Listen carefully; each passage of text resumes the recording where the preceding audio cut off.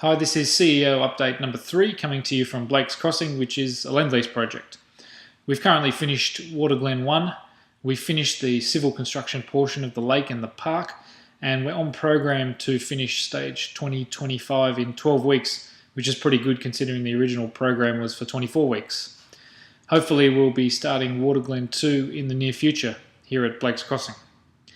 Today's CEO update is about red tape, and it comes from an article that I read in the Sydney Morning Herald on the 29th of October, and the article was titled "Seeing Red Tape, Bureaucratic Horror Stories at the Coalface," and I'll put a link to the article on the YouTube site. The article was essentially findings from a Deloitte report, and two things struck me. Number one was that business in Australia spends $155 billion a year complying with self-imposed process and procedure, essentially its own red tape. And the best part of the article was an example of procedural excess.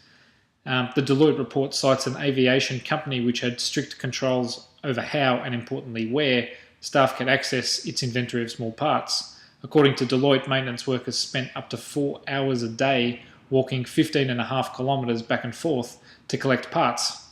A review introduced a standard cart of materials and mobile electronic ordering devices, reducing that walking time by 75%. The example shows that there was a problem, but more importantly, it showed that people had thought about that problem and had implemented a solution, which is where I'm coming from today. So the question is, can we reduce red tape at LR&M? 3 questions I have. Number 1, what red tape gets in the way of you doing your job as efficiently as possible? What forms, what processes, what procedures, etc.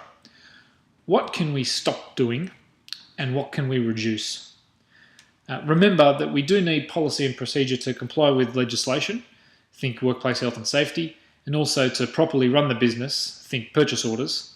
So we can't completely eliminate red tape, but surely we can reduce it where possible. I'm proposing that the best example that we find that we then fix wins a $50 gift certificate, and please put your examples on YouTube or via text or via email.